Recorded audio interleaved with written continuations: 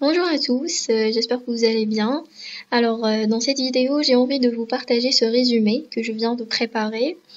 Donc, ça concerne cette unité du système nerveux. Ça contient tous les 9 cours qu'on a fait pendant cette unité.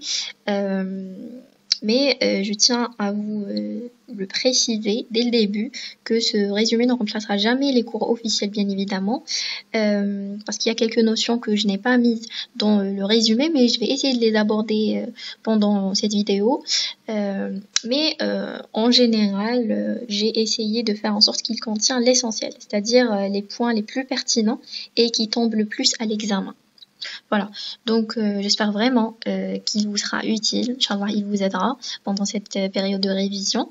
Alors je sais pas si je ferai une vidéo ou bien 2 parties, je sais pas, donc ça dépend de la longueur de la vidéo. Voilà, donc je vais essayer de la faire la plus courte possible, sinon ce sera 2 parties. Voilà, donc là, on commence directement. Alors, donc avant de commencer, on va se rappeler un petit peu. Qu'est-ce qu'on a fait? Donc, on a fait 9 cours. Le premier cours, ça concerne les récepteurs sensoriels. Donc, cette unité, ça parle de tout ce qui concerne le système nerveux, bien sûr. On a parlé des récepteurs sensoriels, leur type, leurs stimuli, les substances qui les stimulent. Il y a des stimuli chimiques, il y a des stimuli mécaniques, thermiques. On va les aborder, bien sûr, en détail au fur et à mesure. Ensuite, on a parlé de tout ce qui est sensibilité, de la somesthésie, les voies ascendantes, les voies qui véhiculent la sensibilité, les voies afférentes qui vont arriver au système nerveux, bien sûr le centre de la sensibilité. Ensuite, donc là, au niveau du centre de la sensibilité, il va y avoir bien sûr le traitement de cette information. Ensuite, et à la fin, bien sûr, donc il y aurait une voie descendante, c'est la voie efférente, la voie motrice qui va véhiculer une information motrice qui va bien sûr commander la motricité de tel ou tel organe, bien sûr, ça dépend. Voilà. Ensuite, on a parlé de la motricité, du cortex moteur, des noyaux gris centraux, du cervelet et son rôle, le système nerveux central, parce qu'on parle pas beaucoup du cervelet alors qu'il a une fonction très importante, il a un rôle très important qui n'est pas négligeable bien sûr, dans l'équilibre, la coordination de différents mouvements. Bien sûr, on va passer par on a pris 2 exemples, bien sûr, la physiologie de la vision et de l'audition, donc les organes sensoriels, on va bien parler de leur physiologie, et à la fin, on finira par le sommeil, bien sûr, et bien sûr que chaque partie de ce résumé, je l'ai déjà bien expliqué dans les vidéos précédentes, si vous voulez bien sûr savoir plus en détail. Voilà. Donc on commence par le premier cours, c'est l'introduction et les récepteurs sensoriels. Donc on va commencer par cette définition qui est très importante, qui va nous permettre de tout comprendre en fait. C'est la notion de la transduction. Donc la transduction, on va beaucoup parler de ça pendant nos cours. C'est la transformation d'un message sensoriel, physico-chimique, en un message électrique. Donc nous, on a des récepteurs. Ces récepteurs, c'est comme des capteurs. Ils vont capter une information. Cette information qui vient de l'extérieur, de l'environnement. C'est une information, on dit qu'elle est sensorielle, physico-chimique. Voilà. Donc ce récepteur, bien sûr, c'est un ensemble de cellules et tout, la cellule principale nerveuse, bien sûr, elle va faire cette transduction. Elle va créer un potentiel d'action à partir de ce message sensoriel. Parce que nos cellules nerveuses au niveau du cerveau, elles comprennent pas ces messages physico-chimiques, bien évidemment. Donc, il faut qu'il y ait une transduction, une transformation, un codage, un décodage, on va comprendre tout ça, pour comprendre tout ça. Donc, voilà, c'est ça la transduction, c'est la transformation. On a un message électrique sous forme de potentiel d'action. C'est très important. Assurés par des récepteurs sensoriels qui sont spécifiques et situés dans des endroits particuliers de la cellule. Parce que la cellule, on sait que la cellule, elle est très spécifique. Chaque cellule, elle est différente. Donc, elle présente un pôle apical, un pôle basal. Donc, les endroits seront particuliers, ils seront différents, spécifiques. Chaque cellule sensorielle, elle est différente. Voilà. Donc, c'est ça, la transduction. On a donc la notion de codage, décodage, recodage. C'est-à-dire, donc là, au niveau notre cellule réceptrice, on a bien sûr une cellule réceptrice. Après, elle va faire une synapse. Elle va synapser avec un autre neurone. C'est lui qui va continuer la transmission de ce potentiel d'action normalement lorsqu'il atteint bien sûr le seuil. Donc, au début, il y a un codage. Ce codage, c'est lorsqu'on code l'information, elle est codée sous forme d'un message électrique. Après, le décodage, qu'est-ce que ça veut dire? Donc le décodage, c'est lorsqu'on ce message électrique devient un message chimique. C'est en libérant le neurotransmetteur, par exemple l'acétylcholine. Lorsqu'on libère de l'acétylcholine, là, ce n'est plus un message électrique. Avant, c'était un message électrique ici, donc au niveau du premier neurone, du neurone présynaptique. Et lorsqu'on libère cette substance, là, on a fait un décodage. Après, on fait un recodage à nouveau. À nouveau, le message sera recodé, il va devenir à nouveau un potentiel d'action. Bien sûr, lorsqu'il arrive au seuil de l'excitabilité, il va exciter ce neurone. Et donc il y aurait un potentiel d'action. On va générer un potentiel d'action qui sera transmis ou la véhiculé jusqu'au centre le centre spécifique de cet organe, tout simplement. Donc c'est ça, le codage, le décodage et le recodage. Voilà. Bien sûr, parce que les cellules terminales ont un code spécifique pour qu'ils puissent communiquer entre eux. Les cellules nerveuses, bien sûr. Alors, les récepteurs somesthésiques, donc les récepteurs de la sensibilité, c'est ça la somesthésie. Donc on a des récepteurs mécaniques, des mécanorécepteurs, des thermorécepteurs et des récepteurs de l'articulation, des récepteurs articulaires tout simplement. Donc les mécanorécepteurs, ils sont situés au niveau de la peau. C'est des récepteurs proprioceptifs. Proprioceptifs, on va les trouver donc au niveau des tendons, des muscles, des articulations aussi. Les thermorécepteurs, ils sont sensibles au chaud et au froid bien sûr. Donc pour le chaud, c'est surtout le derme qui est sensible. C'est lorsque la température elle est supérieure à 35 degrés. Et pour le froid, c'est l'épiderme qui est sensible aux variations donc qui concernent le froid. C'est lorsque la température descend, bien elle est plus basse que 35 degrés. Voilà. Et pour les récepteurs articulaires, donc c'est des récepteurs qui sont sensibles aux sensations, à la statesthésie, tout ce qui est statistique, qui ne bouge pas. Voilà, qui ne bouge pas, statique. Et la kinesthésie, c'est tout ce qui est en mouvement, dynamique et tout. Voilà, donc c'est ça les récepteurs de la somesthésie. Ensuite, on a l'appareil proprioceptif du muscle. Donc le muscle, c'est un organe qui a des récepteurs, on dit que c'est des récepteurs proprioceptifs, donc c'est comme les récepteurs, donc ça fait partie des récepteurs mécaniques, tout simplement. Les proprioceptifs, ça fait partie des récepteurs mécaniques. Donc le muscle, avant de parler de ses récepteurs, on va parler de son appareil proprioceptif, puisqu'il a des récepteurs proprioceptifs. Donc, il a un véritable appareil. Cet appareil, il est constitué d'une partie centrale, qu'on appelle le fuseau neuromusculaire. Une partie périphérique, ce sont les fibres, donc ce fuseau neuromusculaire, il est entouré par des fibres extrafusales. Ce sont les véritables fibres qui se contractent, voilà. Et on a, bien sûr, le tendon, les deux tendons, et qui contient des récepteurs tendineux de Golgi. Voilà. Donc le fuseau neuromusculaire contient deux types de fibres. On a des fibres à sac et on a des fibres à chaîne. Pour les fibres à sac, ce sont les fibres 1A qui vont conduire la vitesse d'étirement, et les fibres à chaîne, ils sont sensibles à la longueur. Pour les récepteurs tendineux de Golgi, donc ce sont les fibres 1B. Donc au niveau des tendons, on va trouver les fibres 1B qui vont coder la force de contraction musculaire. Voilà. Pour les voies efférentes, donc à Doma, c'est des voies afférentes, bien sûr, c'est des voies qui seront stimulées lorsque le muscle est stimulé par un stimulus par exemple, et ils vont conduire ces fibres-là vont conduire ces informations sensitives jusqu'au centre.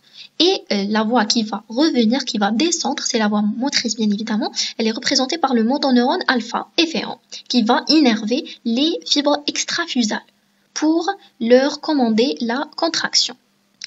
Alors, pour les nocicepteurs, donc on a parlé des mécanocepteurs, des thermorécepteurs, des récepteurs articulaires. Et pour les nocicepteurs, donc ce sont les récepteurs spécialisés dans la douleur qui vont véhiculer la sensation douloureuse.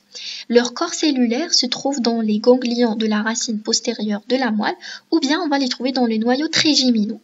Voilà. Donc là, c'est les nocicepteurs.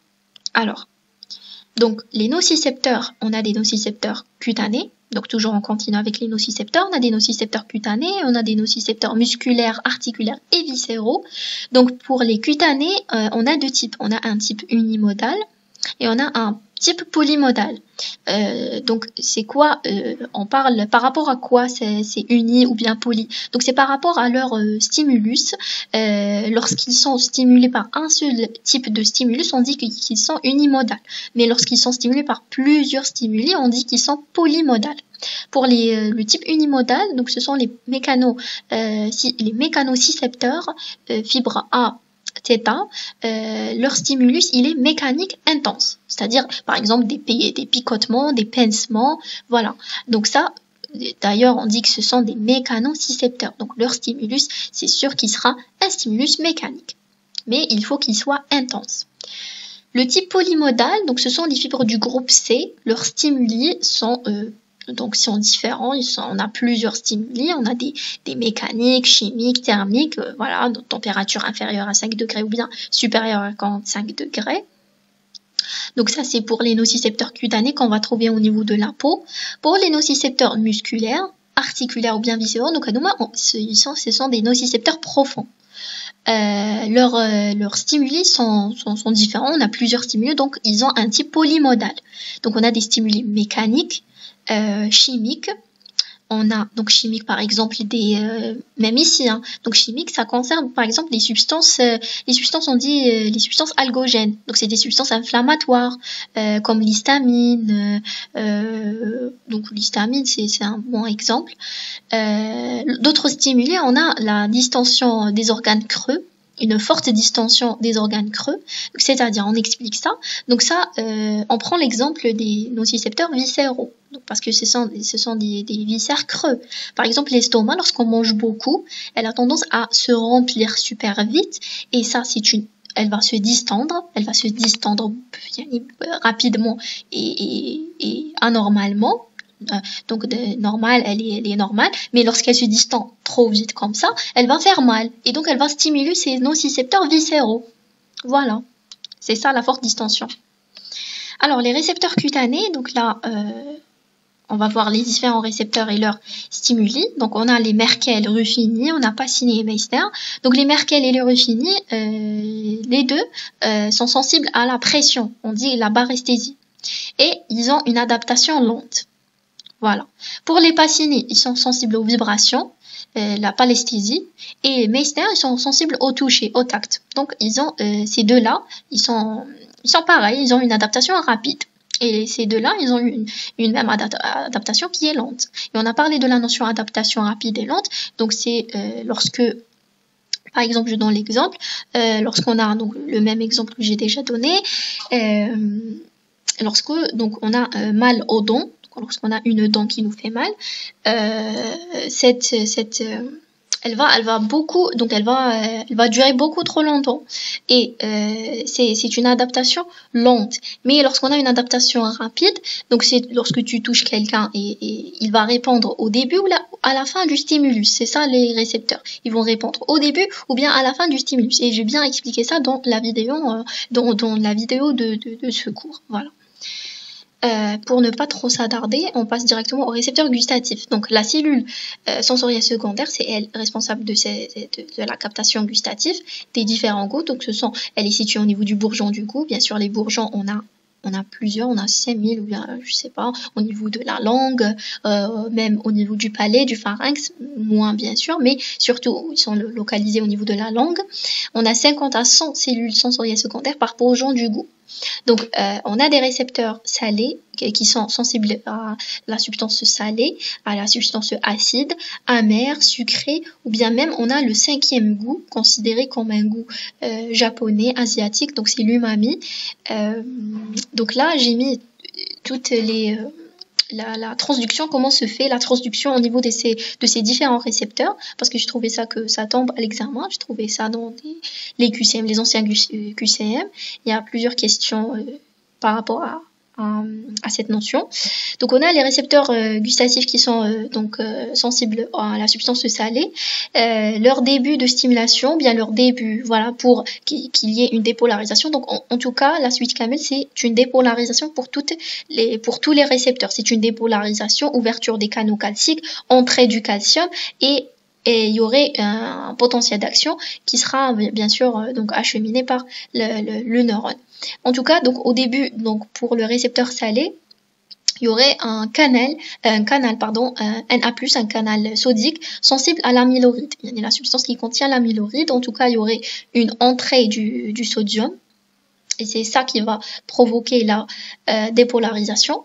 Pour l'acide, on a une fermeture, donc le début de la transduction, c'est une fermeture du canal potassique. Donc, lorsqu'il y a une fermeture du canal potassique, il va s'accumuler le potassium à l'intérieur de la cellule, donc on va avoir une dépolarisation. Pour la mère, donc on a une transduction qui se fait grâce à la protéine G, des récepteurs à la protéine G, qui va activer une phospholipase C, et on connaît tous la suite. La phospholipase C donc il va cliver le PIP2 en IP3 et le DAG, et ensuite on a l'IP3 qui va se lier à des récepteurs endoplasmiques spécifiques pour libérer le calcium va se lier à une protéine qu'on appelle la calmodulline, et voilà, la suite c'est connu, donc il va y avoir la dépolarisation et la transmission de l'influx nerveux. Pour les récepteurs sucrés, donc ils sont couplés toujours à une protéine G, mais cette fois-ci on va activer une adénylcyclase qui va activer une protéine kinase A. Cette protéine kinase A va fermer les canaux potassiques et il va se passer la même chose pour l'acide. Donc c'est une accumulation du potassium à l'intérieur de la cellule, ce qui va provoquer une dépolarisation. Pour le goût umami, donc on a des canaux activés par un ligand. Ces canaux, ils vont s'ouvrir grâce à un ligand. Ensuite, il va y avoir l'entrée du cation. Ça dépend. Le cation, ça dépend. Peut-être c'est du Na+, je sais pas. L'essentiel, on a dit que c'est un cation. Ce cation va provoquer va engendrer une dépolarisation à l'intérieur de la cellule. Et voilà, je le dis, donc les 5 types de récepteurs, le début c'est différent ici, donc le début de la transduction, mais la suite c'est la même, donc c'est-à-dire il va y avoir l'entrée du calcium, ce qui va véhiculer les vésicules qui contiennent le neurotransmetteur, et donc on va avoir la libération du neurotransmetteur qui va continuer la transmission. Voilà. Pour les récepteurs olfactifs, donc bien sûr, on sait que au niveau, donc pour l'organe de l'olfaction, c'est la muqueuse olfactive ou bien la tache jaune située à la paroi supérieure de la fosse nasale. Donc c'est à ce niveau qu'on va trouver les récepteurs olfactifs. Donc ça commence par des cils. C'est des cils, des neurones contiennent des cils, donc ils vont capter ces substances olfactives. Ensuite, après le neurone, on a l'axone, la lame criblée va traverser la lame criblée. Les filets olfactifs vont traverser la lame criblée pour arriver au niveau de la couche glomérulée qui va synapser avec les cellules mitrales. Et les cellules mitrales vont continuer la transmission jusqu'au centre olfactif. Donc on n'a pas vraiment détaillé là-dessus, mais c'est en général comme ça. Alors, donc là, on a fini avec le premier cours qui concerne donc les récepteurs et tout. Maintenant, on va passer au deuxième cours qui parle des racines rachidiennes. Alors, pour les racines rachidiennes, on sait que une seule racine rachidienne contient un nerf rachidien, un nerf spinal. Il est constitué de 2 racines. On a une racine antérieure qui est motrice, située à la corne antérieure, et on a une racine postérieure sensitive, située à la corne postérieure, bien évidemment. Donc les deux là vont se réunir pour former le nerf rachidien qui va sortir avec les trous de conjugaison. Alors pour un nerf rachidien, donc là j'ai mis les différentes couches qui entourent les nerfs rachidiens. On a un nerf rachidien, il est constitué par des faisceaux et chaque faisceau est constitué par des fibres. Donc on commence par le plus externe, c'est l'épinèvre qui entoure tout le nerf. Ensuite on a la périnèvre qui entoure le faisceau. Donc le faisceau, il est constitué par plusieurs fibres. La fibre, elle est entourée par l'endonerve. Voilà, par l'endonèvre. Donc voilà, j'ai mis un petit moyen de mémorisation. J'ai mis EPE. Voilà, donc E pour endonèvre, P pour périnèvre et E pour épinèvre. Voilà. Alors, on a 31 paires de nerfs rachidiens, donc c'est des paires, toujours c'est des paires, c'est-à-dire on a 2. Donc on a 8 paires de nerfs rachidiens pour la partie cervicale, on a 12 de dorsales et on a 5 lombaires, 5 sacrés et une seule paire coccygène. Donc là, pour les cervicales, donc le numéro du nerf va prendre le numéro de la vertèbre sous-jacente. C'est pour ça qu'on a 8, alors qu'on a 7 vertèbres cervicales. Mais ça commence entre l'atlas et les condyles occipitaux. Donc c'est à ce niveau que ça commence les nerfs rachidiens. C'est pour ça qu'on a 8 et non pas 7. Et donc ça prend le numéro de la vertèbre sous-jacente, c'est-à-dire la vertèbre qui est située en dessous du nerf. Donc voilà. Pour la suite, ce qui reste, donc les dorsales, lombaires, sacrés et coccygènes, ça va prendre, donc les nerfs vont prendre le numéro de la vertèbre sous-jacente, c'est-à-dire la vertèbre qui est située juste en dessus, juste en haut du nerf. Voici donc la représentation de notre moelle épinière. Donc la moelle épinière, elle est donc c'est un cordon de tissu nerveux, présente 2 renflements, un renflement cervical au niveau de C4 jusqu'à D1. Ça ça représente le renflement où il va y avoir la naissance des branches brachiales, donc des différentes branches et plexus brachiaux et tout qui innervent le membre supérieur. Et un deuxième renflement, on a juste 2, un renflement cervical et un renflement lombaire, toujours pour les plexus et les branches, les plexus lombaires, sacrés et tout. Voilà, donc la moelle épinière, elle est plus courte que la colonne vertébrale. Elle va se finir jusqu'à la partie L1, L2. Et la partie la plus inférieure de la moelle épinière s'appelle le cône terminal. Le cône terminal va se prolonger par ce qu'on appelle le phylum terminal. Et puisque la moelle épinière elle est plus courte que la colonne vertébrale, les racines qui restent doivent bien sûr sortir à travers leur trou de conjugaison. Donc elles vont descendre plus bas que la moelle épinière pour atteindre leur trou de conjugaison. Et ils vont constituer une forme qu'on appelle la queue de cheval. Voilà, c'est ça. Ça entoure quand même le cône terminal et le phylum terminal. Donc voilà, on a une distribution en branches et en plexus. Donc on a les nerfs qui vont se distribuer en branches, ils vont former, il y a des nerfs, il y a des racines qui vont former des branches, il y a des racines qui vont former des plexus. Et pour les nerfs de D2 jusqu'à D11, ils vont pas participer à la formation des branches et des plexus, mais ils vont constituer ce qu'on appelle les nerfs intercostaux qui vont innerver les côtes, bien sûr, et les muscles intercostaux et tout. Alors, on va parler de la notion de l'innervation radiculaire sensitive. Donc, on a une innervation radiculaire sensitive et on a une autre motrice, innervation radiculaire motrice. Donc c'est le dermatome, tout simplement. Donc, c'est un niveau radiculaire précis. C'est une zone de la peau dont les nerfs sensitifs proviennent tous d'une seule racine nerveuse rachidienne. C'est-à-dire, on a une seule racine nerveuse rachidienne qui va innerver une zone spécifique qui va former le dermatome. Et on a plusieurs zones qui sont innervées par une racine spécifique et ça va former un champ radiculaire sensitif. Pour le champ radiculaire moteur, on l'appelle myotome parce que ça concerne la motricité et les muscles. Donc l'ensemble des muscles innervés par plusieurs racines antérieures, parce qu'ils sont innervés par les racines antérieures. Voilà, donc un ensemble de muscles et une seule racine antérieure peut innerver plusieurs muscles. C'est-à-dire donc un seul muscle, il est innervé par plusieurs racines antérieures. Et une seule racine antérieure va innerver plusieurs muscles. Voilà, donc c'est ça la notion de l'innervation radiculaire. On a sensitive et on a motrice. Donc voilà, c'est ça le dermatome. Le dermatome, voilà, donc c'est une zone de la peau, une partie cutanée qui est innervée par des nerfs sensitifs. Ces nerfs-là proviennent tous ces nerfs proviennent d'une seule racine nerveuse rachidienne qui est postérieure bien évidemment parce qu'on parle de la sensibilité ici, c'est des nerfs sensitifs. Et pour le champ moteur, c'est des racines antérieures motrices bien sûr parce que c'est ces racines-là qui sont responsables de la motricité. Donc voilà. Alors, on passe directement au troisième cours, donc c'est la moelle épinière. La moelle épinière, c'est un centre nerveux et lieu de passage des voies ascendantes et descendantes. Donc la moelle épinière fait partie du système nerveux central, parce qu'on sait que le système nerveux central, il est formé par l'encéphale et la moelle épinière. L'encéphale, c'est l'ensemble du cerveau, cervelé et transcérébral. La moelle épinière aussi, c'est un centre nerveux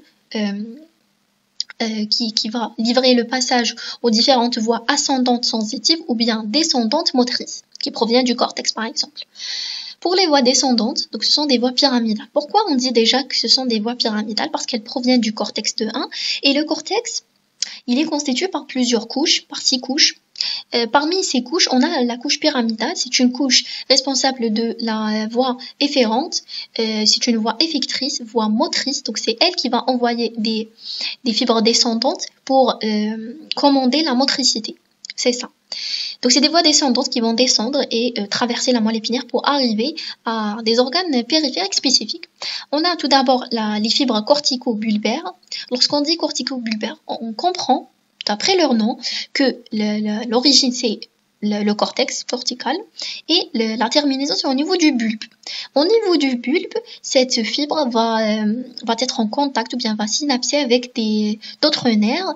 Parmi ces nerfs, on a le nerf trijumeau ou bien d'autres nerfs. On a plusieurs nerfs, bien sûr. Au niveau du bulbe, c'est la naissance, c'est l'émergence des nerfs. Des racines cervicales. Donc au niveau du bulbe, il va y avoir donc cette fibre va synapser avec d'autres nerfs. Pourquoi? C'est quoi son rôle? Son rôle, c'est tout simplement assurer le mouvement volontaire, c'est-à-dire la motricité volontaire des muscles du visage, de la mâchoire, de la langue, du pharynx, par l'entremise des nerfs crâniens. C'est pas que, en fait, non, le trijumeau, c'est pour la voie sensitive. Voilà.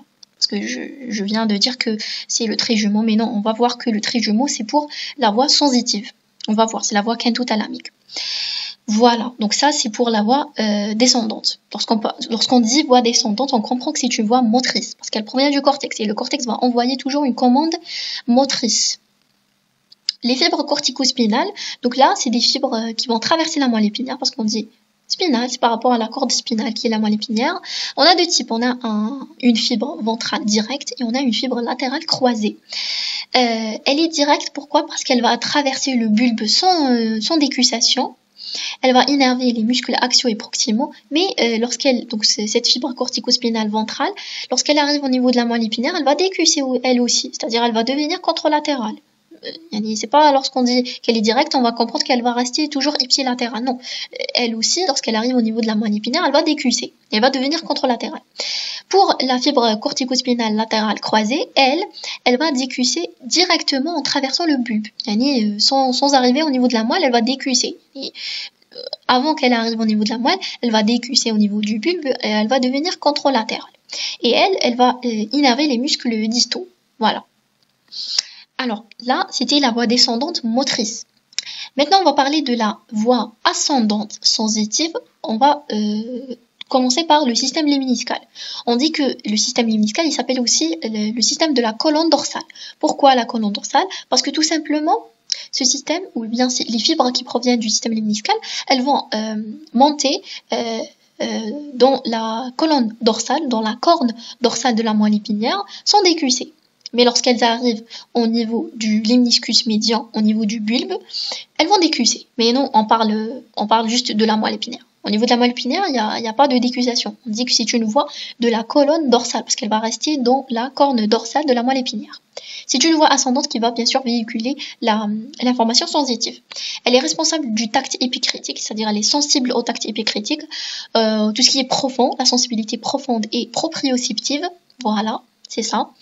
On a deux faisceaux, bien sûr, puisqu'on a deux membres, un membre supérieur et un membre inférieur. Donc on a deux faisceaux différents. Un faisceau qui est responsable de véhiculer la sensibilité au niveau du membre inférieur, c'est le faisceau de Goll, et son noyau, c'est le noyau gracile. Le faisceau de Burdak, il est responsable de la sensibilité au niveau du membre supérieur, et son noyau s'appelle le noyau cunéiforme, qu'on va trouver au niveau du tronc cérébral. Voilà, c'est une voie homolatérale épilatérale qui va rester du même côté au niveau de la moelle épinière et on dit qu'elle est rapide parce qu'elle est myélinisée. Voilà. Donc on va comprendre que le tact épicriticane et le tact fin, sa voix elle est rapide et myélinisée, alors que on va voir par la suite que la voix douloureuse, la voix extralémniscale, sa voix elle est plus lente et parce qu'elle est amyélinisée, c'est pour ça. Alors le trajet, donc on va on va passer par le cordon postérieur homolatéral. Ensuite on a le lemniscus médian au niveau du bulbe. Il va y avoir un deuxième neurone. Et là, il va y avoir la décussation pour passer au thalamus contralatéral, au noyau VPL du thalamus contralatéral.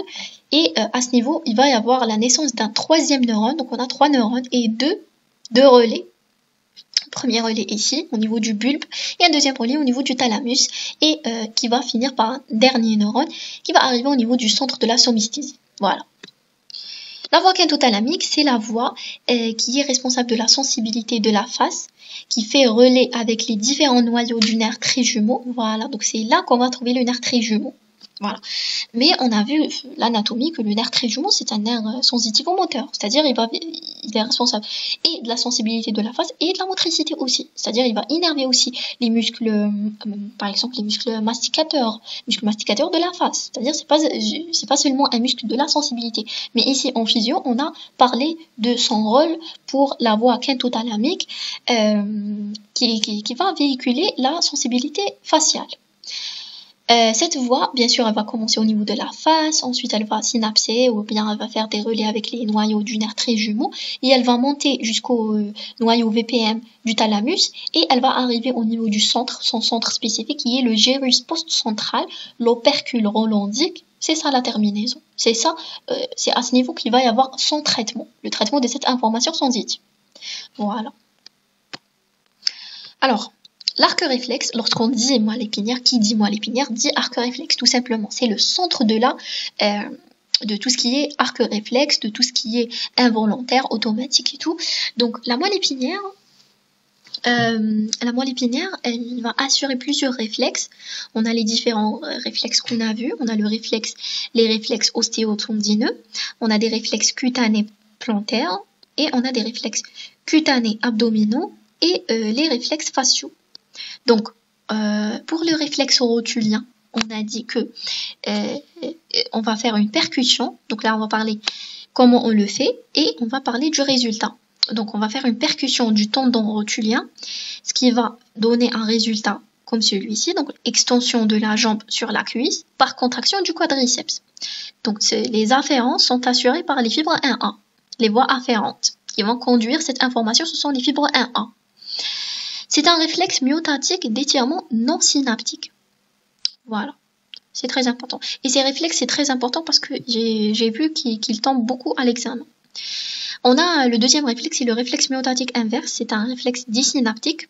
Le premier, c'était un réflexe monosynaptique, pardon. C'était d'étirement monosynaptique. Le deuxième, il est disynaptique.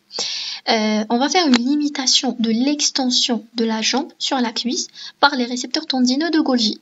Là, donc ça va impliquer les récepteurs tendineux de Golgi et on a vu l'appareil proprioceptif il y a quelques minutes que au niveau des tendons, les récepteurs tendineux de Golgi sont innervés par les fibres MB.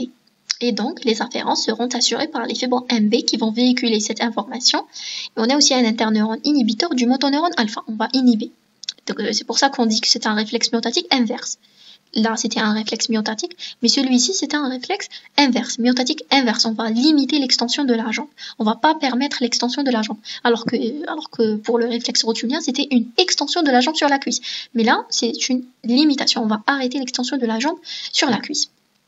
Le réflexe achillien, donc il va impliquer le tendon d'Achille. On va faire une percussion du tendon d'Achille, ce qui va donner une extension du pied par contraction du triceps sural. Voilà.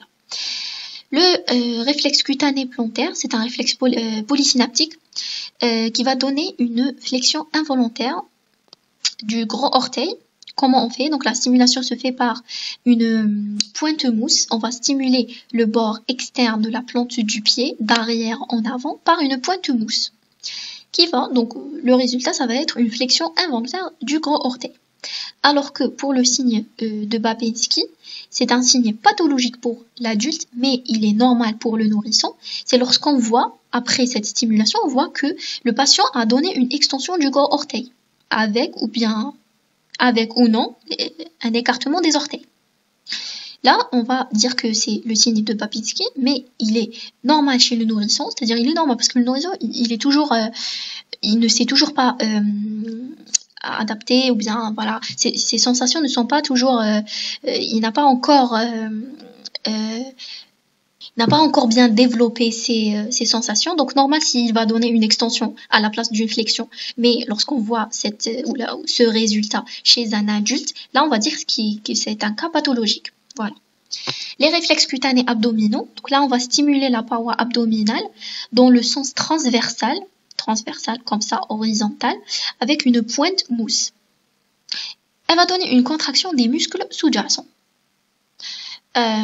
Les réflexes faciaux, on va surtout chercher le nasopalpébral. Il y a plusieurs réflexes, mais nous, on va chercher surtout le nasopalpébral. Il consiste à faire une percussion de la racine du nez, ce qui va donner une fermeture bilatérale des paupières. Voilà. Donc ça, c'est les différents réflexes qu'on a. Et ces réflexes, leur centre est situé au niveau de la moelle épinière. On va terminer avec la boucle gamma, je pense, parce que c'est déjà 35 minutes. Alors, la boucle gamma, elle est assurée par un motoneurone gamma. Donc, c'est un contrôle supraspinal des réflexes spinaux. Supraspinal, c'est-à-dire elle provient des centres supérieurs. C'est pas la moelle épinière. Donc, c'est des fibres, c'est un motoneurone gamma qui provient des centres supérieurs. C'est pas la moelle épinière qui va envoyer cette fibre, qui va innerver. Donc, cette fibre va innerver le fuseau neuromusculaire.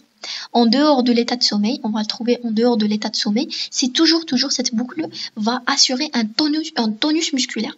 Parce que nous, lorsqu'on fait du sport, là, on contracte nos muscles, on les fait travailler. Mais lorsqu'on est relâché, lorsqu'on est au repos, nos muscles, ils vont se relâcher. Mais il faut toujours garder un certain tonus, malgré qu'on est au repos. Mais notre corps ne doit jamais se reposer complètement. Donc, ce tonus, il est assuré par le motoneurone gamma. Ce motoneurone va innerver les fibres neuromusculaires, le fuseau neuromusculaire, les fibres intrafusales. Il va les stimuler, donc lorsqu'il les stimule, il va stimuler les afférences 1A et tout. Ces afférences-là vont arriver au niveau de la moelle épinière par la corne postérieure. Et à ce niveau, il va y avoir la synapse avec le motoneurone alpha qui va lui-même stimuler, bien il va faire contracter les fibres extrafusales. Et c'est comme ça qu'on va garder un certain tonus, c'est-à-dire une légère contraction en dehors de l'état de sommeil. Voilà. C'est ça la boucle gamma. Donc, on va s'arrêter ici, on va continuer la deuxième partie, Inch'Allah. Donc voilà.